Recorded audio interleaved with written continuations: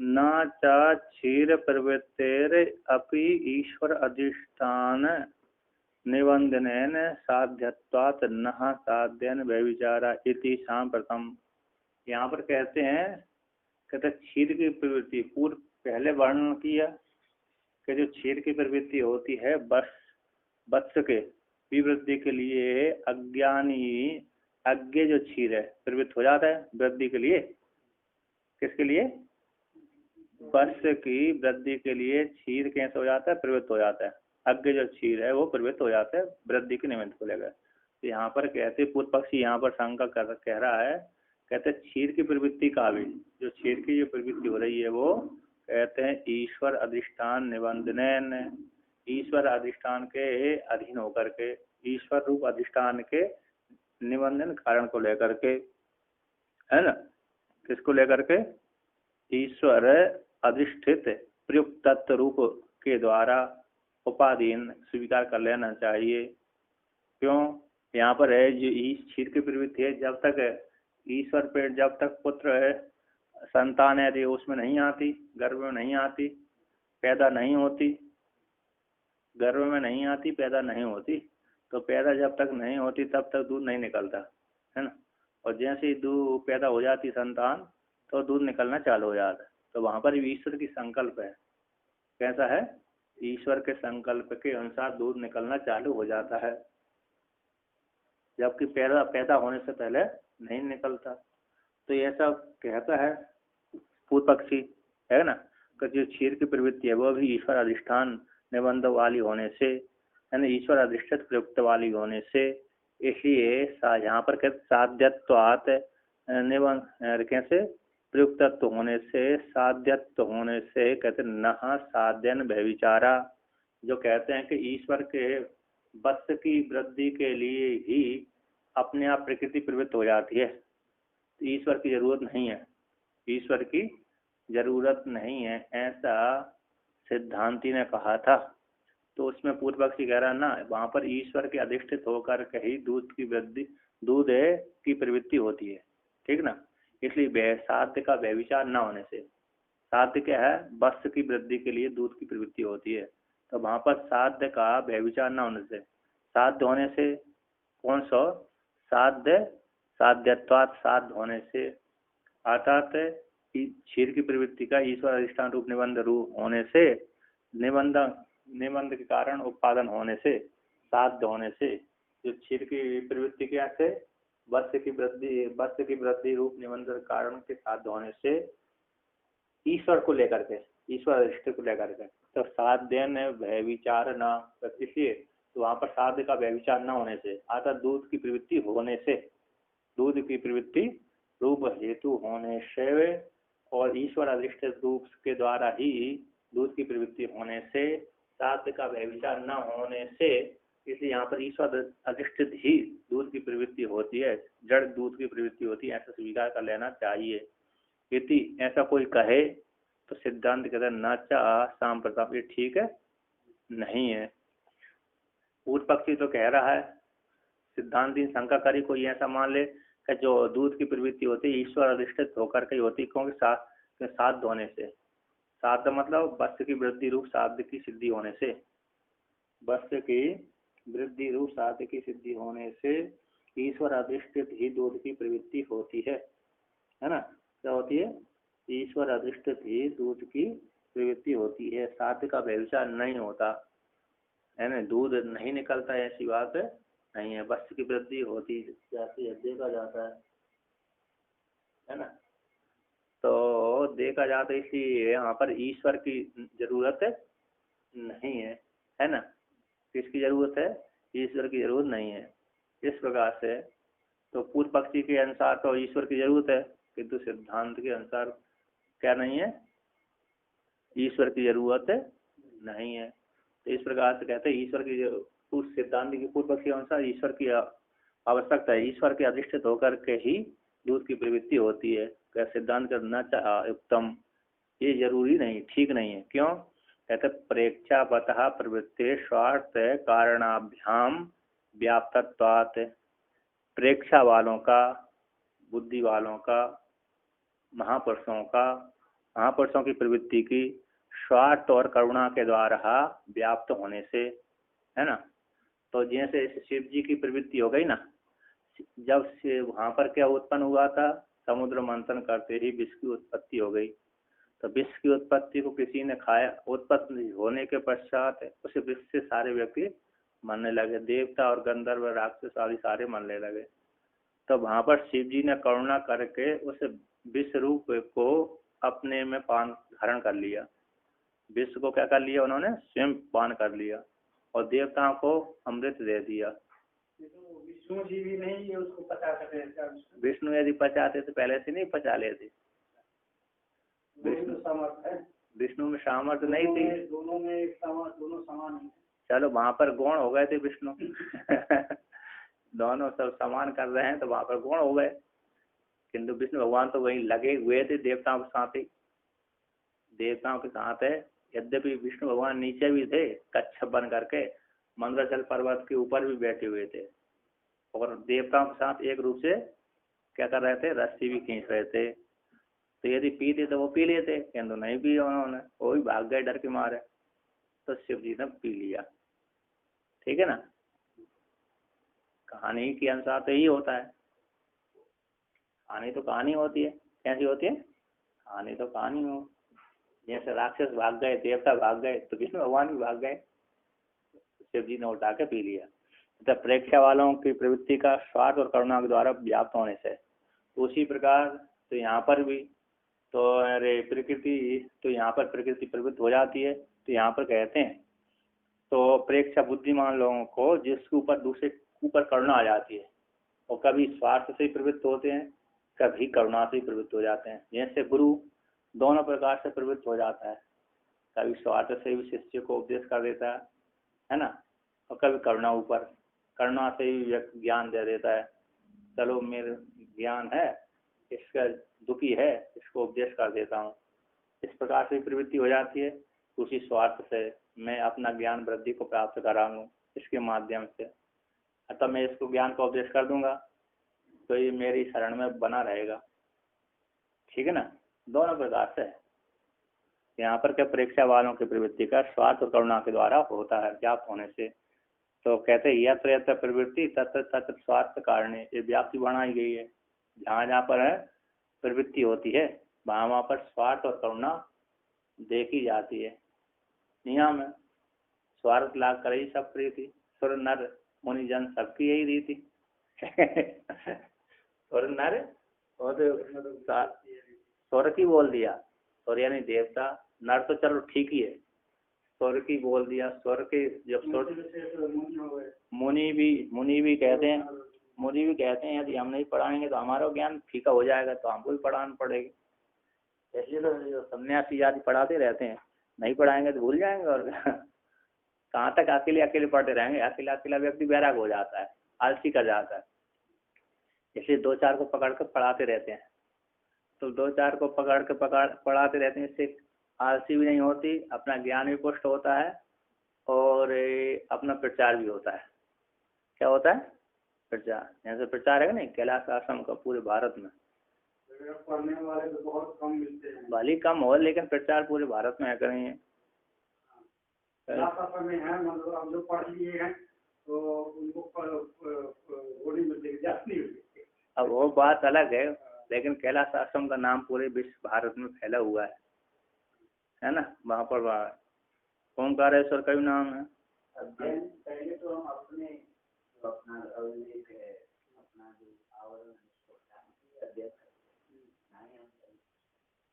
स्वयं का वो हो गया, आप स्वयं में आनंदित हो गए अध्ययन करके, और क्या। तो यहाँ पर ये तो वर्णन करते हैं कि जो जो भी व्याप्ति क्या होगी, जो जो प्रवृत्ति होती है स्वार्थ और करुणा को लेकर के होती है। ये नियम है, संसार का नियम है, प्रकृति का नियम है ना। तो करुणा है, महात्माओं का स्वार्थ क्या होगा? प्राय करुणा से भी है, स्वार्थ दोनों रहता है, दोनों। हाँ, तो दोनों यहाँ पर व्याप्ति घटा दी उन्होंने, लोक की रीति के अनुसार व्याप्ति घट रही है ना। तो आप कहते हैं ते चा जगत सरगाद व्यावर्तमान है प्रेक्षावत प्रवृत्ति पूर्वकत्वम व्यावर्तता।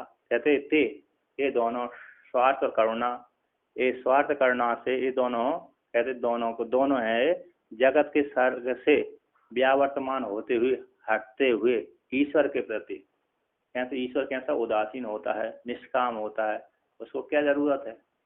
जो महापुरुष है निष्काम, उसको कोई जरूरत नहीं रहती, ना स्वार्थ रहता ना करुणा रहती, उसको असंग पड़ा रहता है। कहते हैं ये जगत की सृष्टि से व्यावर्तमान होते हुए हटते हुए प्रेक्षा वालों के प्रवृत्ति पूर्वक जो है सृष्टि होती है, करुणा करते हैं, ये पूर्वक इसको भी हटा दिया जाता है। क्या हो जाते हैं, जो बुद्धिमान है प्रेक्षा वालों की प्रवृत्ति पूर्वकत्व व्यावर्तता, इस सृष्टि का कर देती है, व्यावर्तन हो जाती है, खंडन कर देती है नहीं, व्यतिरिक्त व्याप्ति के द्वारा अनुसार सिद्ध नहीं हो पाता। यहाँ पर क्या कर दिया, प्रेक्षा वालों के प्रेक्षावत प्रवृत्ति पूर्वक चेतन प्रवृत्ति जन्यत्व, इसको खंडन कर देती है। चेतन की प्रवृत्ति जन्यत्व सृष्टि होती है, ये खंडन हो जाता है ना। अन्यत्र वर्तमान में व्यावर्तमान हो, अन्यत्र वर्तमान में प्रेक्षा वालों की जो प्रवृत्ति है उस प्रवृत्ति प्रेक्षा वालों की है चेतन प्रवृत्ति जो जन्यत्व सृष्टि है उसको व्यावर्तन कर देती है। क्योंकि जगत चेत असंग कूटस्थ बैठा हुआ, कौन है झंझट में लगाएगा, कौन झंझट में पड़ेगा। इस प्रकार से चेतन का कर्तृत्व वारण हो जाता है। किनका, जो असंग वाले का, असंग कूटस्थ ईश्वर का। किसका हो जाता है, असंग कूटस्थ ईश्वर का। अब उसी को भी आगे कहते हैं, ईश्वर के विषय में वर्णन कर दें। कहते नहीं अवाप्त सकल ईप्सितस्य भगवतो जगत सृजतः किमपि अभिलाषितम भवति। जिस परमात्मा रूप ईश्वर ने संपूर्ण भोग पदार्थ प्राप्त कर लिए, पूर्ण काम हो गया, उसको कुछ चाहिए नहीं। इतनी अपार संपत्ति है एक व्यक्ति के पास, अब उसको एक किंचित मात्र भी दूसरे की संपत्ति नहीं चाहिए। सारे भोग भोग लिए। कितने भोग भोग लिए, जिसने सारे भोग भोग लिए, जो भी चाहिए थे भोग भोगने के योग्य हैं वो सारे भोग लिए। अब उसको भोगने की, जिसने भोग लिए ना, फिर उसको भोगने की इच्छा नहीं रहती। तो उसी प्रकार अपाप्त प्राप्त हो गए हैं सारे सकल ईप्सित पदार्थ जिसको, ऐसे जो परमात्मा है, अर्थात परमात्मा सभी जगह व्याप्त है, ईश्वर सभी जगह ईश्वर व्याप्त है, तो उसको सारे जगत के भोग पदार्थ कैसे प्राप्त हैं। ऐसे भगवान का जगत सृजतः, जगत सृष्टि किमपि अभिलाषितम न भवति, और उसको अभिलाषा कहाँ से होगी। अभिलाषा तब होती है थोड़ी हमको कमी हो, कहीं पर कोई हमको चाहे ना हो। अब जो पूर्ण काम पहले से ही है तो उसका अभिलाषा कहाँ से होगी, नहीं हो सकती। ऐसे राजा आदि हैं, उनको अभिलाषा नहीं होती, इनके पास हजारों लाखों की संख्या में स्त्री आदि हैं, ऐश्वर्य बहुत है, फिर उसको किसी धन व्यक्ति के धन की जरूरत नहीं रहती है। कौन सा मालूम नहीं मेरे को।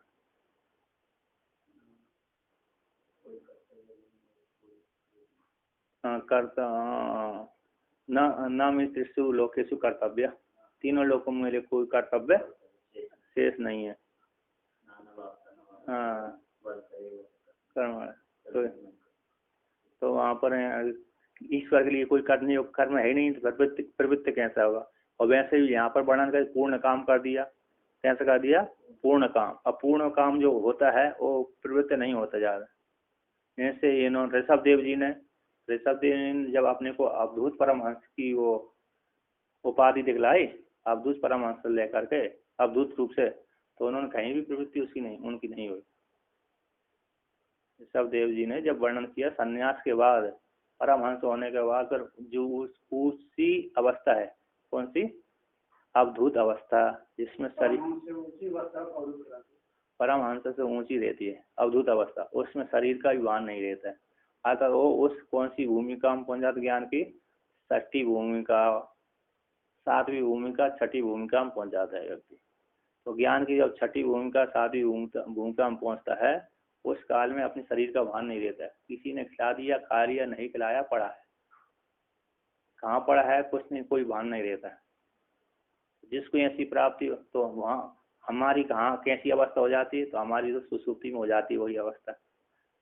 सुसुप्ति हम सो गए तो पढ़े हैं तो पढ़े हैं, जब पहले जागे थे तब तो हम अच्छी प्रकार से हो जाते हैं, लेकिन जब वो गहरी नींद में चले जाते हैं तो कैसा शरीर पड़ा है क्या पड़ा है कुछ मालूम नहीं होता।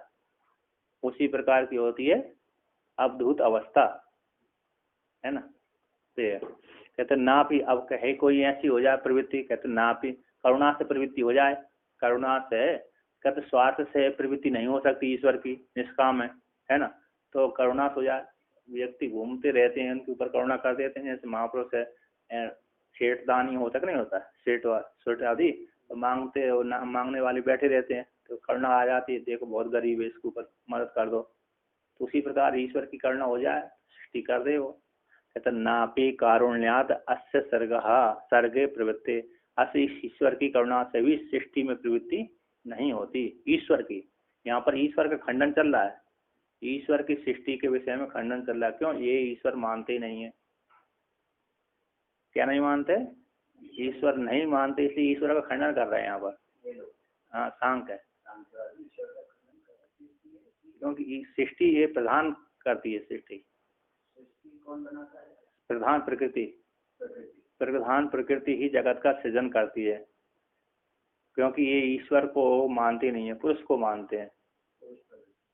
पुरुष और प्रकृति है, उसी से प्रकृति सृष्टि करती है, उससे पुरुष के साथ संयोग होकर के थोड़ा निमित्त को लेकर के जीवों को फल वो को लेकर के फिर काल के अनुसार वो उसमें उच्छुनता जाती है, इसमें तीनों गुणों में उच्छुनता जाती है, तो अपने सीमा को छोड़ देते हैं।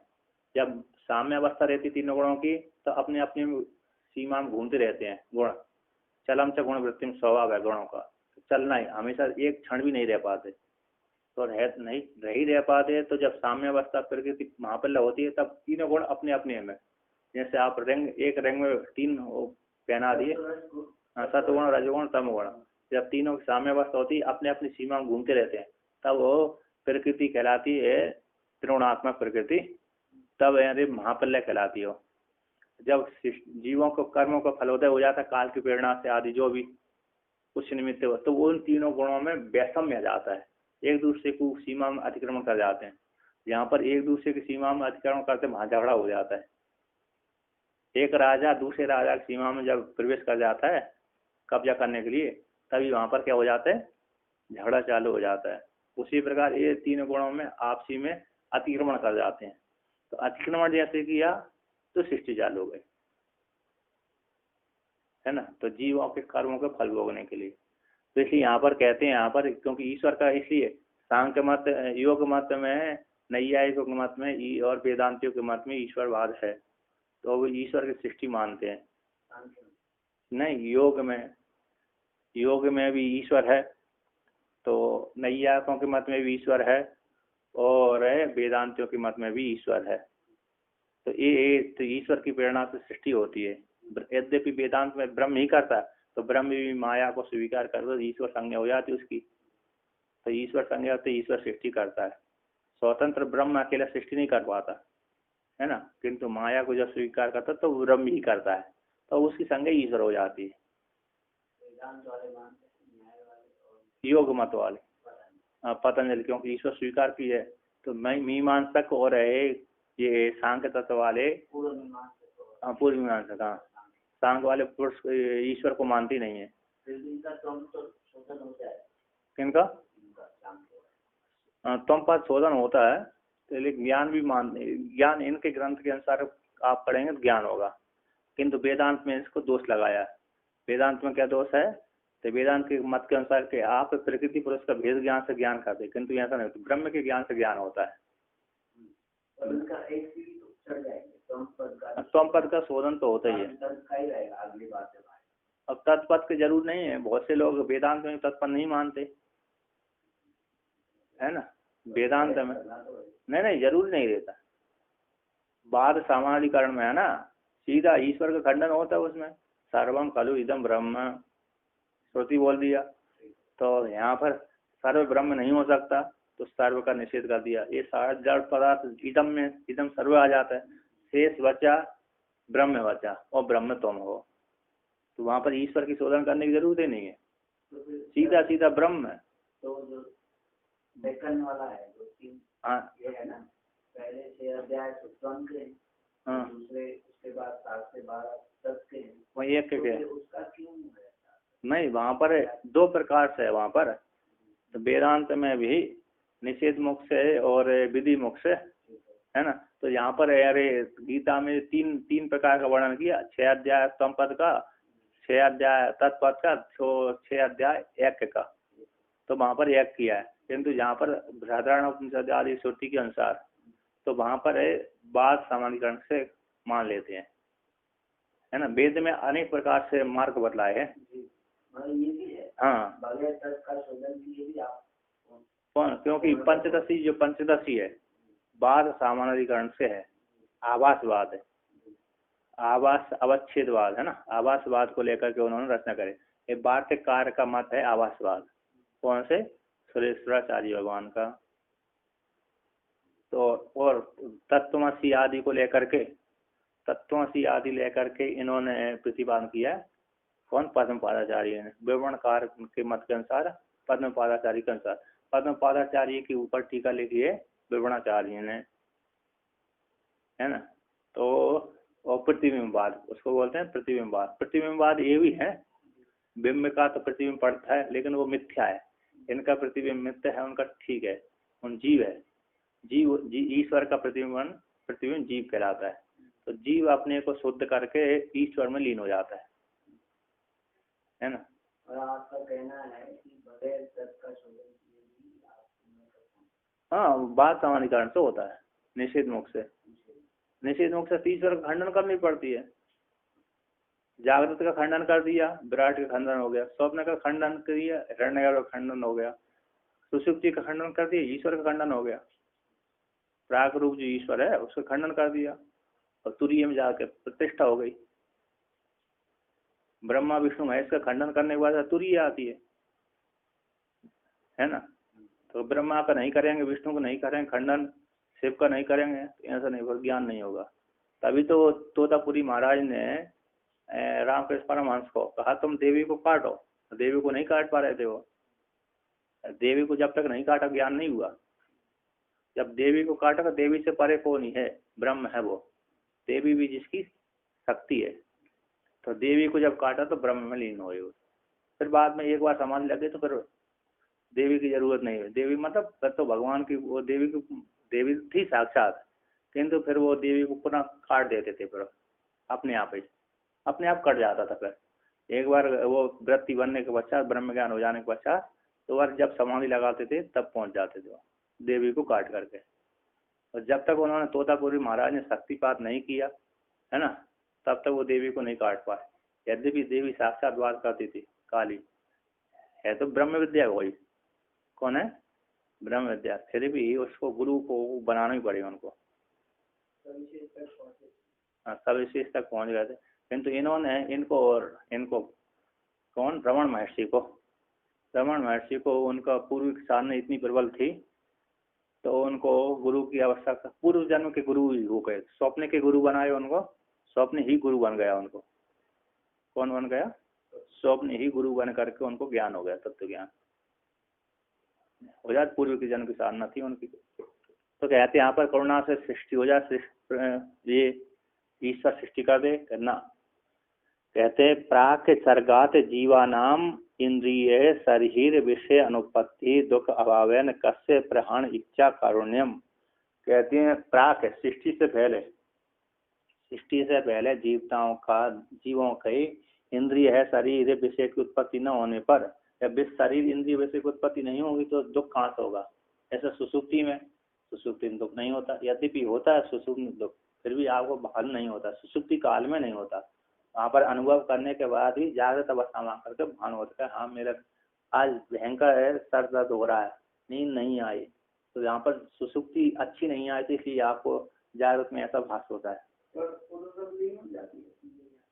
लीन हो जाती, लेकिन वहाँ पर वृत्ति स्वीकार की गई है। वहाँ पर क्या स्वीकार की गई है, सुसुप्ति में। सुसुप्ति भी कैसी होती है, सुखाकार दुखाकार और मूलाकार होती है।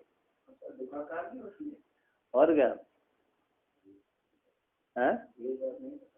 दुखाकार होते, दुखाकार आपको वहां पर अनुभव करते हैं, लेकिन हम बताएंगे किसको, बताने के साधन ना होने पे इतना वहां पर क्या इतना चिपका हुआ रहता है व्यक्ति, तो चिपका होने के कारण अथवा कोई ना होने के कारण अथवा घना चिपका हो, दूसरे से बोलने की जगह नहीं मिली। दो प्रकार से नहीं बता सकते आप, या तो ठसम ठस भरे थे, है ना, तो अरे नहीं दूसरे से वार्तालाप कर पाए, अथवा आपके अलावा कोई नहीं था इसलिए दूसरे से बात नहीं कर पाए। इस कमरे में आप कोई नहीं है तो दूसरे से बात नहीं कर पाए, मन नहीं बता सकेंगे। अब तो इस कमरे में इतने भरे हुए हैं कि एक दूसरे को देख नहीं पाते, इसलिए नहीं बता पाए। तो जागृत मकसद के अलग अलग हो गए, वहां पर इंद्रियों की शक्ति नहीं थी। बोलते हैं उसमें तो बैटरी चार्ज होती है, बैटरी चार्ज, हाँ बैटरी चार्ज तो होती है, लेकिन वहां पर ये भी अनुभूति होती है, सुखाकार और मूलाकार, है ना। क्योंकि जागृत अवस्था में उसका एहसास हो जाता है। जिस दिन आपको मूड सर दर्द होगा तो समझ लेना मेरी यहाँ पर सुसुप्ति अच्छी नहीं थी। जिस दिन अच्छा मन प्रसन्न हो जाए कहते अच्छी सुसुप्ति रही। व्यक्ति सोकर के उठता है आज अच्छी गहरी नींद है, बहुत मन प्रसन्न है, तो ये सुसुप्ति जागृत कहलाती है।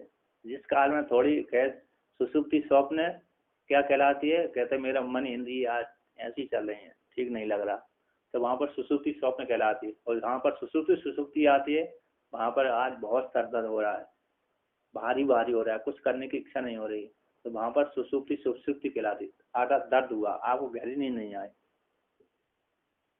ठीक है ना, है नींद हो जाती फिर हम दुख पे रहता है। जागृत अवस्था यही बोलते हैं कि हम बहुत अच्छे से सोए, हाँ, तो बाकी हम इसको ये कोई पता लगता है कि हम आनंद से वहाँ पर तो अनुभूति हुई, वहाँ पर अनुभूति हुई, तो अनुभूति यहाँ पर एहसास व्यक्ति बताएगा। जो भी अनुभूति होती है वो स्मरण, जो भी स्मृति आपको हो रही है वो अनुभव पूर्विका होती है, ये व्याप्ति है। जो भी आप स्मरण करेंगे वो अनुभव पूर्विका होगी। तो आपने स्मरण किया मैंने कुछ नहीं जाना, अज्ञान को जाना, वहाँ पर अच्छी नींद नहीं आई, तो जागृत में जो स्मृति बन रही तो वहाँ पर अच्छी नींद नहीं हुई थी आपकी। वो तब अच्छी नींद तब जब हम सुसुप्ति में जाते हैं, जागृत के बाद स्वप्न में गए और स्वप्न के बाद फिर जागृत, तब हम कहते हैं कि आज ठीक नहीं, सुसुप्ति में हम बैटरी चार्ज ही नहीं हुई, हम स्वप्न में सीधा जागृत में गए, स्वप्न से सीधा जागृत, सुसुप्ति में नहीं गए। जैसे जागृत के डायरेक्ट सुसुप्ति में कोई नहीं जाए, पहले स्वप्न में जाए ना, दो क्रम है वहाँ पर, क्रम अक्रम दोनों से जाता है। हाँ, तो ऐसा भी हो सकता है ना, स्वप्न के बाद सीधा फिर में जागृत भी हो सकता है, स्वप्न के बाद जागृत भी हो सकता है, और सुसुप्ति में चल रहा है तो भान नहीं होता व्यक्ति को। सुसुप्ति में अगर चले जाऊँ तो लगता है कि मैं सोया, नहीं वहाँ पर ये भेद है। वहाँ पर सुसुप्ति में चलेगा मैं सोया हूँ, इसका आप स्वप्न में भी चलेगा तो आपको मालूम नहीं था। वहाँ जब तक स्वप्न देख रहे हैं आप स्वप्न देख लेते हैं, लेकिन मैं स्वप्न सो रहा हूँ, देख रहा हूँ, सो रहा हूँ, ऐसा मालूम नहीं होता। तो वहाँ पर जो अच्छी गहरी नींद आई ना, तो अच्छी गहरी नींद सुबह ही जान तक मालूम पड़ दिया अच्छी प्रकार। तो वहाँ पर अच्छी सुसुप्ति थी वो। जहाँ पर इंद्रिय चंचल वाली सुसुप्ति है वहाँ पर थोड़ी स्वप्न सुसुप्ति वाली थी। जहाँ पर भारी सर हो जाए, नींद नहीं आई ना पूरी, तो वहाँ पर सुसुप्ति में गया लेकिन दर्द हो गया था वहाँ पर। हाँ, दुखाकार वृत्ति गंधी, क्योंकि सिद्धांत बिंदु में उसको आया है, जो सिद्धांत बिंदु आपने सुना है नाम, उसमें ब्रह्मानंद सरस्वती ने वो वृत्ति बताई है, ये मधुसूदन सरस्वती ने उठाया वहाँ पर। पंचदशी में उसको उठाया है, पंचदशी में उसको वर्णन किया, ब्रह्म वहाँ पर वर्णन किया, कहाँ पर सिद्धांत बिंदु में। योग सूत्र में वर्णन है, योग सूत्र में तो स्पष्ट ही वर्णन कर दिया, और योग वासिष्ठ में वर्णन कर दिया। तो चार जगह उसका उदाहरण है। जागृत स्वप्न, जागृत सुसुप्ति, स्वप्न जागृत, स्वप्न सुसुप्ति, और सुसुप्ति जागृत, सुसुप्ति स्वप्न, सुसुप्ति सुसुप्ति, ऐसा वर्ण 9 कर देते हैं। तो यहाँ पर कहते पहले सर्ग से पहले जीवों की इंद्रिय शरीर आदि की विषय की उत्पत्ति न होने पर दुख जब वो ही नहीं है तो दुख का भाव दुख कैसा होगा। हमारे शरीर इंद्रिय आदि होने से दुख होता है, शरीर इंद्रिय नहीं है तो दुख भी नहीं होगा। फिर जब नहीं है तो कस्य प्रहाण इच्छा करुण से, अरे ये कस्य कस्य किस दुख के प्रहाण की इच्छा होगी करुणा को लेकर के, नाश करने की इच्छा है ना, नाश करने की इच्छा कैसे हो, कस्य किस दुख के प्रहाण करने की इच्छा, नाश करने की इच्छा करुणा से जागृत होगी। तो कहते हैं पहले, अब यहाँ पर पूर्व पक्षी कहता है, पूर्व पक्षी यहाँ पर कहता है पहले ईश्वर सृष्टि कर दे, इधर उधर वाली सृष्टि कर दे तो व्यक्ति दुखी हो जाएंगे तो फिर वो उसके ऊपर करना कर दे। पहले ईश्वर सृष्टि कर दे, पहले तो सृष्टि नहीं हो पा रही क्योंकि पहले दुख है ही नहीं तो सृष्टि कहाँ से करेगा। अब यहाँ पर सिद्धांति पूर्व पक्षी कह रहा है पहले ईश्वर सृष्टि कर दे, सृष्टि करने के पश्चात कैसे वैसे कर्म कर दे, तो कर्म हो जाने से व्यक्ति परेशान होगा, परेशान हो जाने के पश्चात फिर ईश्वर उसके ऊपर करुणा कर दे, ज्ञान प्रदान आदि कर दे, है ना। पहले सृष्टि कर दे फिर ऊपर बाद में ऊपर करुणा कर दे, ये ऐसा ठीक नहीं है, इससे पहले सृष्टि मत करो। तो यहाँ पर कहते हैं सर्ग उत्तर कालम दुखी ना अवलोक्य कारुण अभ्युपगमे दुरोत्तरम इतरेतर आश्रय दूषणम। कहते हैं सर्ग पहले सृष्टि कर दिया तो सृष्टि के उत्तर काल में दुखी व्यक्तियों को देख करके, जीवों को देख करके, उनको देख करके करुणा स्वीकार करेंगे तो ईश्वर उनके ऊपर करुणा कर देगा, इसको भजन पूजन में लगा देगा, अन्न में दे देगा, अन्न में कर देगा, उसके दुख को निवृत्त कर देगा। तो ऐसे कहते हैं ऐसे करना स्वीकार कर लेने पर तो उसको उत्तर देना ठीक नहीं हो, दुरुत्तर हो गया। पहले सृष्टि करेगा फिर बाद में उनके ऊपर करुणा करेगा तो फिर सृष्टि आदि होगी तो अन्य आश्रय दोष से ग्रस्त हो जाएगा। तो क्या है दुरोत्तरम, इसको उत्तर देना उत्तर ठीक नहीं है। इतरेतर आश्रय दूषण वाला होते, इतरेतर आश्रय से युक्त होगा। कौन सा इतरेतर आश्रय यहाँ पर वर्णन किया, इतरेतर आश्रय हो गया दुरोत्तरम अपरिहार्य है। तो करुणा से सृष्टि होगी, सृष्टि से करुणा जागृत होगी, पहले करुणा से सृष्टि उत्पन्न कर दिया और सृष्टि से फिर करुणा उत्पन्न हो गया, है ना। करुणा से सृष्टि उत्पन्न हो, सृष्टि के द्वारा सृष्टि जन्य जो दुख है, दुख दर्शन के द्वारा फिर करुणा उत्पन्न होगी। पहले तो उसने करुणा से सृष्टि उत्पन्न कर दिया, अब सृष्टि उत्पन्न कर देने से ईश्वर ने सृष्टि कर दिया तो जीवों को पहले अपने आप सृष्टि उत्पन्न कर दिया, फिर वहां में जीवों को दे दिया, दे देने के बाद जब सृष्टि से व्यक्ति के ऊपर परेशान होती है, उस परेशानी को देख करके फिर उसके ऊपर करुणा करेगा जीव के ऊपर। तो ये अन्योन्यास दोष से ग्रस्त हो गए। उसी को वर्णन करिए, कारुण्यात सृष्टि और सृष्टियात कारुण्य, सृष्टि से करुणा जागृत होगी और सृष्टि से करुणा से सृष्टि कर दिया उसने और सृष्टि से करुणा हो गई। सृष्टि से क्या पहले कर दिया, पहले करुणा से सृष्टि उत्पन्न कर दी ईश्वर ने, इसके पश्चात अब सृष्टि पैदा कर दी, सृष्टि में जीवों को भेज दिया, तुम जाओ तुम कर्म करो, तो कर्म करेंगे तो व्यक्ति परेशान हो जाएंगे राग द्वेष से युक्त होकर के, फिर वो सृष्टि के माध्यम से उनको देखे दुख हो रहा है इनको, तब उनके ऊपर करुणा कर देते हैं, मदद कर देते हैं। तो ये ठीक है नहीं, अन्योन्यास दोष से ग्रस्त है। हाँ सिद्धांत इसके ऊपर आरोप लगा रहा है पूर्व पक्षी के ऊपर ईश्वर खंडन के लिए। इस प्रकार से ये ठीक है नहीं, अन्योन्यास दोष से ग्रस्त है। अब दूसरा कह रहा है सिद्धांत पूर्व पक्षी कह रहा है इस प्रकार से ही मान लिया जाए, इस प्रकार से ईश्वर को मान लिया जाए। कैसे, अपिचा करुणया प्रेरित ईश्वर सुखिना एवं जंतून सृजित न विचित्रान। हाँ कहते हैं आपकी करुणा से प्रेरित होकर के ईश्वर सुखी ही जंतु को सृष्टि कर दे, न विचित्रान विचित्र जीवों को न करे। करुणा से प्रेरित होकर के ईश्वर सुखी जीवों की सृष्टि कर दे, न विचित्रान तो विचित्रों को न करे, है ना। जब विचित्रों को नहीं करेगा तो अरे फिर सुखी सारे जीव रहेंगे, किंतु ऐसा लोक में तो देखा ही नहीं जाता। आदि सुखी करुणा से सृष्टि, करुणा के से प्रेरित होकर ईश्वर सारे जीवों को सुखी वाले जीवों की सृष्टि कर दे, दुखी वालों को न करे, तो लोक में तो ऐसा देखा ही नहीं जाता। कुछ सुखी हैं कुछ दुखी हैं, प्राय करके दुखी हैं, प्राय करके दुखी हैं, दुखालय है। तो कहते हैं कर्म वैचित्र्यात विचित्रम। अब कहते हैं ऐसा नहीं बना तो कह लो कर्म की विचित्रा से वैचित्र हो जाएगा। उसने तो क्या कर लिया, कहते करुणा से उसने ईश्वर करुणा से प्रेरित होकर के ईश्वर ने सुखी जीवों को रचना करी थी। किसने की, करुणा से प्रेरित होकर के ईश्वर ने सुखी जीवों को उत्पन्न किया था और विचित्रों की नहीं किया, किंतु कर्म की विचित्रता दे दिया, गहना कर्म गति, है ना। कर्म डाल दिया बीच में, क्या डाल दिया, कर्म। जो कर्म करेगा वैसे उसको फल की प्राप्ति होगी। तो कर्म वैचित्र से वैचित्रता उनमें हो जाएगी, जीवों में वैचित्रता हो जाएगी, तो वैचित्रता आ जाने से फिर उनके ऊपर करुणा कर दे। इति चेत ऐसा मानो, कहते ना, कहते कृतम अस्य प्रेक्षावतो कर्म अधिष्ठान, कहते ये अस्य इस प्रेक्षा वालों को कर्म अधिष्ठान है ना, अस्य प्रेक्षा वालों को कर्म अधिष्ठान के द्वारा व्यर्थ हो जाएगा। क्या हो जाएगा? कर्म अधिष्ठान व्यर्थम है ना। कर्म वैचित्र, यदि हमें ऐसा कहे कि ईश्वर के आरंभ में सुखी जगत की सृष्टि की थी, बाद में अपने अपने कर्मों की विविधता से जीव कैसा दुखी हो गया है ना। प्राणी सुखी दुखी होते हैं, तो बुद्धिमान पुरुष यहाँ पर कहते हैं तब तो बुद्धिमान ईश्वर को सृष्टि अधिष्ठाता मानने की क्या आवश्यकता है? क्या है? तब तो अस्य इस प्रेक्षा वालों को कर्म अधिष्ठान के द्वारा कर्म अधिष्ठाता मानने की क्या जरूरत है? कर्महीन कर्म ने सृष्टि कर दिया। किसने? कर्म ने ही सृष्टि करी है। ईश्वर मानने की जरूरत क्या है? प्रेक्षा वाला जो ईश्वर है उसको कर्म का अधिष्ठान रूप से मानना क्या आवश्यकता है?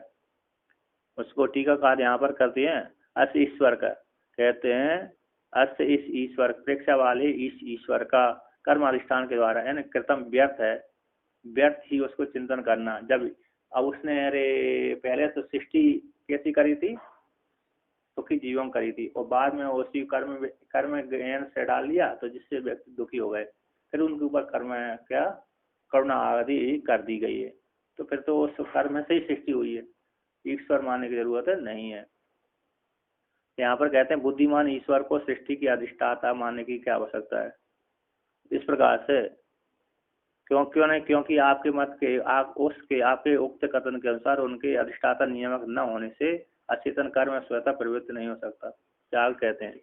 तद कहते हैं यहाँ पर कहते तद अधिष्ठान मात्राद एव अचेतन से कर्मणों प्रवृत्ति अनुपत्ति तत्व कार्य शरीर इंद्रिय विषय अनुपत्ति दुख अनुपत्ति सुकृत्वात्। कहते हैं जब कहते हैं तद वह ईश्वर उनका अधिष्ठान न होने से कर्मी के द्वारा व्यक्ति प्रवृत्त हो गया। कर्म के द्वारा उसने तो सुखी जीवों को कर किया था, अब वहां पर व्यक्ति सुखी जीवों को प्रवृत्त कर दिया था, तो उसमें तो दुखी व्यक्ति के ऊपर शासन उसका नहीं रहेगा, है ना। कर्म डाल दिए, कर्म से व्यक्ति परेशान होने लगे, तो उनके अन्य वालों के ऊपर तो शासन नहीं रहेगा। तो यहाँ से प्रेक्षा वाले के कर्म अधिष्ठान की तो व्यर्थ हो जाएगा। कहते तद यहाँ पर तद ईश्वर का अधिष्ठान मात्र से ही, तद वह ईश्वर का अनाधिष्ठान मात्र से, अधिष्ठान स्वीकार किए बिना, अधिष्ठाता स्वीकार किए बिना, अचेतन कर्म का प्रवृत्ति उत्पत्ति न होने से बिना, तो यहाँ पर कहते हैं तत्व है ईश्वर के अधिष्ठान की अपेक्षा किए बिना अचेतन कर्म की प्रवृत्ति उत्पत्ति न होने से, और तत्व है जब नहीं होगी, है ना।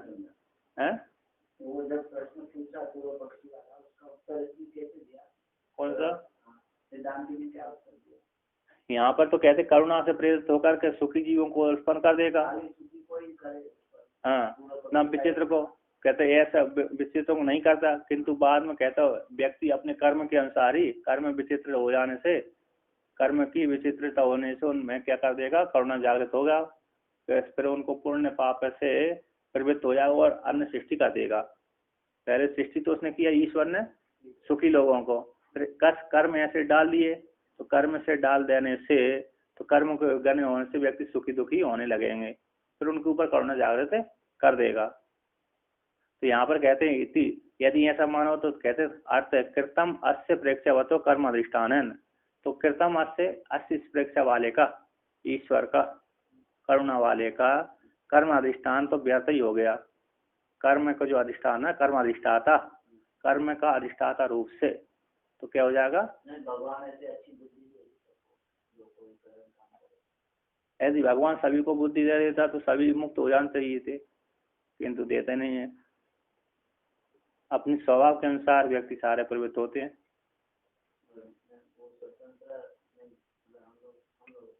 हाँ वो स्वतंत्र, आप उसके प्रति शरण में जाओगे तो उस प्रकार की बुद्धि होगी। उसने बुद्धि सामान्य बुद्धि दे दी, अब सामान्य बुद्धि देने के बाद व्यक्ति को क्या चाहिए क्या नहीं चाहिए वो अपनी स्वयं इच्छा करे।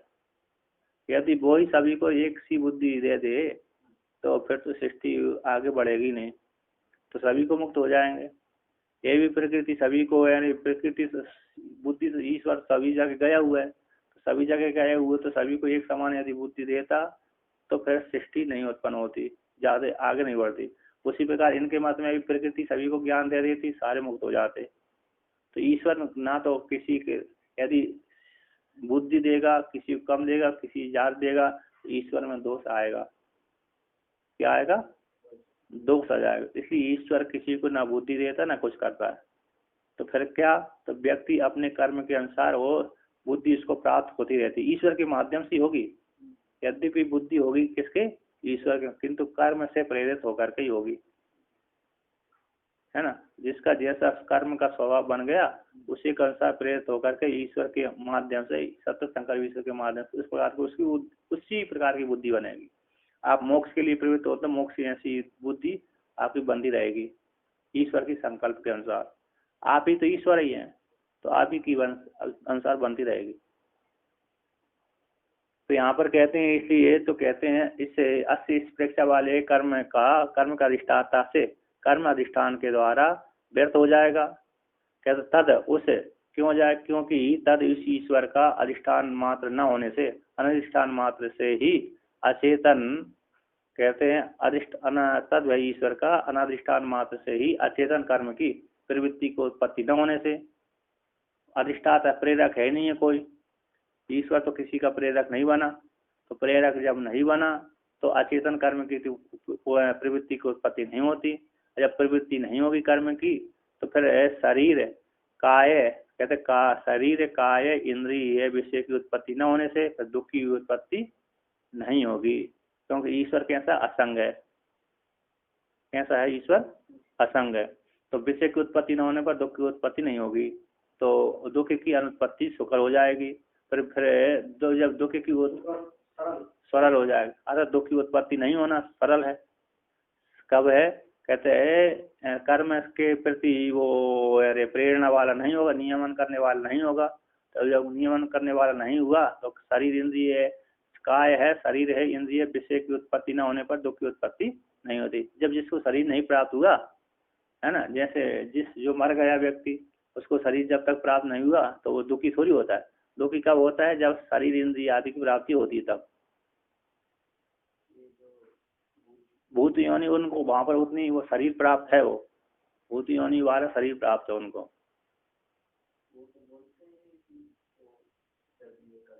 हाँ, तो वहां पर उस प्रकार हाँ जो जलान जी आदि देते हैं ना, तो उनके माध्यम से उनको पुण्य की वृद्धि है। उनको क्या मिलता है?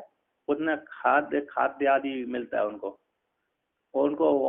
हमने उनके निमित्त जो पाप, जिस व्यक्ति ने पाप किए थे उसके निमित्त अच्छे पुण्य कर दिए, है ना, तो उनको पुण्य का फल प्राप्त हो जाएगा।